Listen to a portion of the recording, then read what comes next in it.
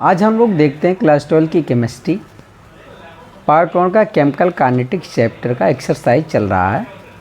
और यहाँ पर देखते हैं क्वेश्चन नंबर 11। ठीक है, ये क्या कह रहा है यहाँ पर आप देखिए, तो यहाँ पर नोट है, the following results have been obtained during the kinetic studies of the reaction. ये रिएक्शन आपके पास है 2A+B एरो C+D। एक्सपेरिमेंट यहाँ पर 4 हुए बेटा, first second third fourth. Concentration of A इस लाइन में है, कंसंट्रेशन ऑफ बी है, और यहाँ है initial rate of formation of D. ठीक है, तो यहाँ से मुझे क्या कैलकुलेट करना है, रेट कांस्टेंट आपको बताना है और determine the rate law. Rate law का एक्सप्रेशन आपको डिटरमाइन करना है और रेट कांस्टेंट के बारे में बताना है। तो चलिए देखते हैं, रेट लॉ में बी एक्सप्रेस्ड एज, रेट क्या होगा, equal to k active mass of A raise to power x into active mass of B raise to power y. तो रेट लॉ के एक्सप्रेशन में क्या होता है, यहाँ पर जो वैल्यू आएगी इसको आपको बताना है और रेट कांस्टेंट बताना है। तो चलिए हम लोग देखते हैं, जितने एक्सपेरिमेंट उसके लिए रेट क्या होता है। रेट 1 जो है आपके पास, यहाँ पर देखेंगे 6.0 इंटू 10⁻³ ठीक है, इस रेट की जगह पर मैं ये नोट कर रहा हूँ क्योंकि आपको इस लाइन में फर्स्ट एक्सपेरिमेंट में वैल्यू है। ठीक है, तो इक्वल टू के, यहाँ ए का कंसंट्रेशन कितना है 0.1 रेज टू पावर एक्स और बी का कंसंट्रेशन कितना है 0.1 रेज टू पावर वाई। इसको एक क्वेश्चन नंबर 1 मान लिया। ये आप देखेंगे ए फर्स्ट एक्सपेरिमेंट में ए और बी दोनों का कंसंट्रेशन 0.1 है। ठीक है, ऐसे ही आप देखेंगे सेकंड एक्सपेरिमेंट में रेट 2 आपके पास ये वैल्यू आ जाएगी, इसको क्वेश्चन नंबर 2 मान लीजिए। और रेट थर्ड मतलब थर्ड एक्सपेरिमेंट में जो आपके पास आया है, और फोर्थ एक्सपेरिमेंट में। अब हम लोग ये देखते हैं, ये 4 इक्वेशन जो हैं, अब आप ऐसा 2 इक्वेशन देखिए जो एक दूसरे से वैल्यू कुछ कैंसिल हो जाए। तो यहाँ पर हम लोग देख रहे हैं इक्वेशन 1 और इक्वेशन 4। ठीक है, तो यहाँ से कुछ आपके पास सेम वैल्यू मिल जाएंगी। तो dividing equation first by equation fourth. ठीक है, इक्वेशन फर्स्ट को इक्वेशन 4 से डिवाइड किया जाएगा। तो आप देख रहे हैं rate 1 upon rate 4 equal to 6.0 into 10⁻³ upon 2.40 into 10⁻² equal to k 0.1 raise to power x upon 0.4 raise to power x, और यहाँ पर 0.1 raise to power y upon 0.1 raise to power y. तो ये वैल्यू तो यहाँ से कैंसिल हो गई, ये के से के कैंसिल हो जाएगा। ठीक है, और इसको सॉल्व करने पर आपको मिल जाएगा 1/4। यहाँ से क्या वैल्यू बच रही है 0.1 अपॉन 0.4। ठीक है, तो आपके पास 0.1 की पावर क्या है x अपॉन 0.4 की पावर x है। तो क्या करना है कि यहाँ से हटाएंगे तो आपके पास आ जाएगा 1/4 इक्वल टू 1/4 की पावर x। ठीक है, तो अब क्या होता है कि यहाँ से क्या हो जाएगा, x की वैल्यू हमें मिल जाएगी 1। ठीक है, अब ऐसे ही हम लोग क्या करते हैं, तो x की वैल्यू कितनी आ जा रही है 1। तो ए के रिस्पेक्ट में यहाँ आर्डर क्या होने वाला है 1, फर्स्ट आर्डर ए के रिस्पेक्ट में। अब dividing equation second by third, अब इक्वेशन सेकंड को थर्ड से डिवाइड करेंगे। तो क्योंकि सेकंड और थर्ड में कुछ वैल्यू सेम मिल रही है, तो यहाँ देखिए के से के कैंसिल। ठीक है, 0.3 raise to power x upon 0.3 raise to power x से ये कैंसिल हो जाएगा। अब यहाँ पर आपके पास जब इसको आप सॉल्व करते हैं तो आपको मिलता है 1/4, और यहाँ से 0.2 upon 0.4 raise to power y जो है, इसको सॉल्व करेंगे तो 1/2 रेज टू पावर वाई हो जाएगा। तो इसको आप यहाँ पर ये हम लोग क्या करें, वाई की वैल्यू क्या रखा जाए कि ये दोनों इक्वल हो जाएं। तो वाई इक्वल टू क्या रखेंगे आप 2, तो वाई की वैल्यू यहाँ से 2 आ जाएगा। ठीक है, तो ये हो जाएगा आपके पास। अब देखेंगे जब, तो y इक्वल टू क्या आ गया मेरे पास 2, और x इक्वल टू कितना आया था 1। तो rate law expression is given by rate equal to k।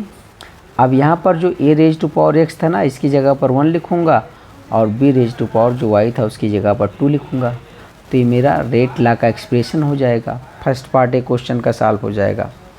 अब रेट कांस्टेंट आपको देखना है, ठीक है। तो रेट कांस्टेंट क्या होता है यहाँ पर देखिए, rate constant k can be determined by placing the value of A B and rate of formation of D by the taking the value from experiment. Experiment से सब वैल्यू लिया जाएगा। अब फ्रॉम फर्स्ट एक्सपेरिमेंट हम लोग यहाँ से देखेंगे, आप आर्डर जब देखो, अब यहाँ से मुझे ई के की वैल्यू फाइंड करना है। तो के इक्वल टू क्या हो जाएगा, रेट अपान ये कंसंट्रेशन ऑफ ए और यहाँ concentration of B raise to power 2। तो यहाँ से आपके पास जो रेट फर्स्ट एक्सपेरिमेंट से निकल कर आता है 6.0 इंटू 10 के पावर -3 अपान ए का कंसंट्रेशन और यहाँ बी का कंसंट्रेशन, ठीक है। तो इसको जब सॉल्व करते हैं तो के मुझे मिल जाता है 6.0, ठीक है, मोल -2 लीटर स्क्वायर मिनट इनवर्स।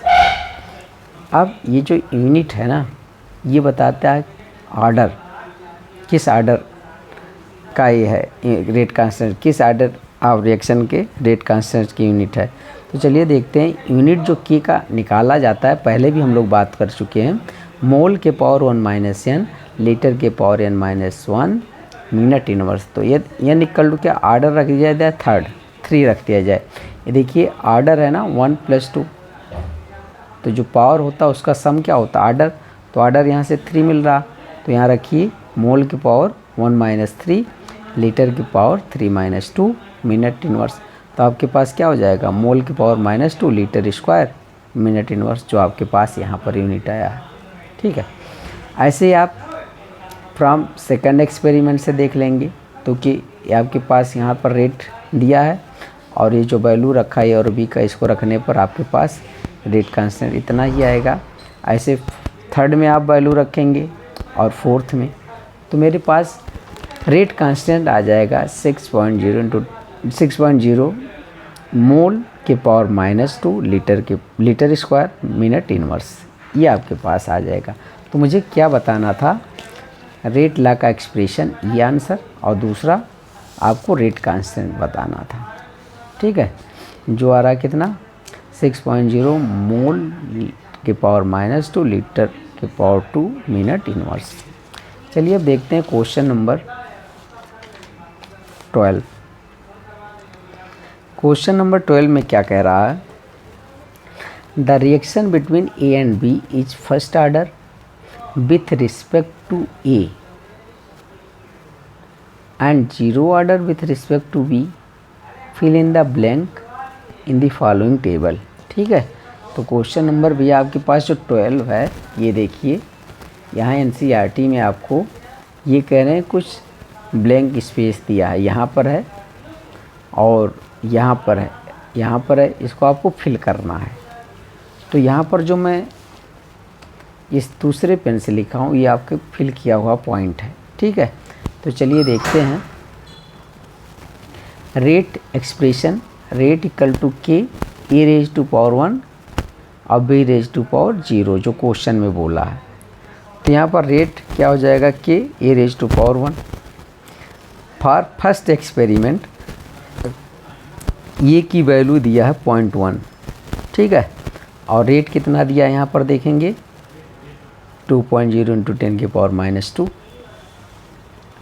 तो मुझे अब यहाँ से क्या पता चलना चाहिए, यहाँ से मुझे के निकल जाएगा, ठीक है, rate upon A raise to power 1। तो रेट कितना था 2.0 इंटू 10 के power -2 mole litre inverse minute inverse, ठीक है। तो अपान ये 0.1 मोल लीटर इनवर्स, तो यहाँ से मुझे के की वैल्यू पता चल जाएगी और के आ जाएगा 0.2 मिनट इनवर्स। अब सेकंड एक्सपेरिमेंट में हम लोग देखते हैं रेट इक्वल टू के, यहाँ पर कंसंट्रेशन ऑफ ए, ठीक है। तो इसमें मुझे क्या है, मुझे कंसंट्रेशन ऑफ ए बताना है। देखिए यहाँ पर ये ब्लैंक स्पेस था बट इसे फिल किया गया है। तो कंसंट्रेशन ऑफ ए बताना है, तो आपके पास यहाँ पर रेट तो दिया है, यहाँ पर रेट, तो यहाँ पर रेट 4.0 × 10⁻² इक्वल टू, और के अभी हम लोगों ने निकाल लिया 0.2 मिनट इनवर्स, ये मुझे बताना है। तो आपके पास ये यहाँ से पता चल जाएगा, कितना आ जाएगा 0.2 मोल लीटर इनवर्स। ठीक है, तो यहाँ हम लोग क्या रख देंगे 0.2, ये फिल कर दिया। सेकंड, अब थर्ड वाली लाइन में देखेंगे तो ये बताना है, ठीक है, रेट बताना है। तो चलिए देखते हैं थर्ड एक्सपेरिमेंट में। थर्ड एक्सपेरिमेंट में रेट इक्वल टू के कंसंट्रेशन ऑफ ए। अब मुझे ये बताना रेट, तो के आपके पास निकाल ही लिए हम लोग 0.2 मिनट इनवर्स, और ए का कंसंट्रेशन कितना दिया है 0.4 दिया है, तो यहाँ से आपको रेट पता चल जाएगा। ठीक है, 8 × 10⁻² मोल लीटर इनवर्स मिनट इनवर्स। ऐसे आप फोर्थ एक्सपेरिमेंट में देख लीजिए। फोर्थ एक्सपेरिमेंट में आपको क्या मिल जाएगा, फोर्थ एक्सपेरिमेंट में मुझे किसके कंसंट्रेशन को फिल करना है, ए के कंसंट्रेशन को। ठीक है, और यहाँ मैंने इसका रेट को फिल कर दिया। अब देखेंगे आप यहाँ पर, तो रेट इक्वल टू के कंसंट्रेशन ऑफ ए, यहाँ पर एक इक्वल टू क्या हो जाएगा रेट अपान के, तो रेट यहाँ आपको दिया रहेगा और वहाँ पर के से आप डिवाइड कर देंगे तो आपके पास कंसंट्रेशन आ जाएगा 0.1। अब हम लोग क्वेश्चन नंबर 13 की तरफ बढ़ रहे हैं। Calculate the half life of A first order reaction from there rate constant given below. Rate constant दिए हैं और मुझे क्या बताना है, हाफ लाइफ बताना है फर्स्ट ऑर्डर की। तो half life of first order reaction का जो फार्मूला होता है बेटा T½ = 0.693/K। ठीक है, तो यहाँ पर फर्स्ट केस में देखते हैं के दिए हैं 200 सेकंड इनवर्स, तो T½ इक्वल टू क्या हो जाएगा 0.693/200। ये पॉइंट हटा दिया, 3 0 बढ़ा दिया, इसको मैं लिख सकता हूँ 10 × 10⁵। बस इसको सॉल्व करने पर आपके पास T½ निकल कर के आने वाला है 3.46 × 10⁻³ सेकेंड। ठीक है, ऐसे सेकंड के केस में के दिए हैं 2 मिनट, बस यहाँ 2 मिनट रख देंगे, इसको सॉल्व करने पर आपको मिल जाएगा T½ 3.46 × 10⁻1 मिनट। ठीक है, या इतना मिनट कर लीजिए। ऐसे के 4 इयर्स है, तो आपके पास T½ क्या निकल कर के आएगा, तो T½ आपके पास आ जाएगा 0.173 ईयर्स, या फिर आप कर सकते हो 1.73 × 10⁻1 ईयर्स। चलिए क्वेश्चन नंबर अब देखते हैं हम लोग 14। क्वेश्चन नंबर 14 की बात करेंगे। The half life for radio active DK of carbon 14 is 5730 years. N archaeological artifact containing wood had only 80% of the carbon 14 found in living tree. Estimate the age of the same. क्या बताना है हमें, as बताना है इसका। ठीक है, age of the sample A है, age of the sample A कर लीजिए। तो estimate the age of the sample, एक क्वेश्चन नंबर 14 आप यहाँ पर भी देख सकते हैं। ठीक है, estimate the age of the sample. तो चलिए देखते हैं। All the radioactive process follow first order kinetics. जितने भी रेडियो एक्टिव प्रोसेस होते हैं वो क्या होते हैं, फर्स्ट ऑर्डर होते हैं। तो डी के कांस्टेंट, अब हम लोग यहाँ पर देखते हैं के इक्वल टू 0.693/T½ ठीक है, फर्स्ट ऑर्डर के लिए है। तो यहाँ से आपके पास T½ दिए हैं तो के निकल जाएगा।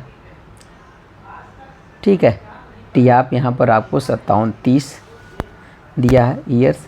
अच्छा, इनिशियल मान लीजिए 100% है और लेफ्ट कितना बच रहा 80%, मतलब फाइनल बचा रहा। तो जो फर्स्ट ऑर्डर रिएक्शन का इक्वेशन है T = 2.303/K log based in concentration of initial concentration upon final concentration. तो अब आप देखेंगे तो यहाँ मैं लिख रहा हूँ T = 2.303/K। ये जो K की वैल्यू यहाँ पर है इसको नोट किया गया है, ये वाली वैल्यू को। ठीक है, इसको यहाँ नोट कर दिया गया। लॉग यहाँ पर वेस्टेन है 100/80। तो बस यहाँ पर जब देखेंगे आप तो इसको हम लोग ऐसा कर लिख सकते हैं t = 2.303 इंटू 37/0.693। ठीक है, log वेस्टेन 100/18। अब यहाँ से आप कर सकते हो, इसको कैंसिल करेंगे तो आपके पास ये क्या बन जाएगा, यहाँ से देखिए log 5/4। और एक प्रॉपर्टी log की होती है log m/n = तो log m - log n, और log 5 की वैल्यू यहाँ पर दिया है log 4 की वैल्यू। ठीक है, तो मैं यहाँ पर एक्सप्रेशन क्या कर रहा हूँ, t = 2.303 into 37/0.693 into log 5 - log 4, ये कर रखने से वैल्यू मेरे पास ये आ जाएगा। तो इसको सॉल्व करने पर मुझे टाइम पता चल जाएगा 1845 ईयर। ठीक है, तो यहाँ पर एस्टिमेटेड एज जो होगा वो कितना होगा, 1845 ईयर होगा उस सैंपल का। Thank you for watching.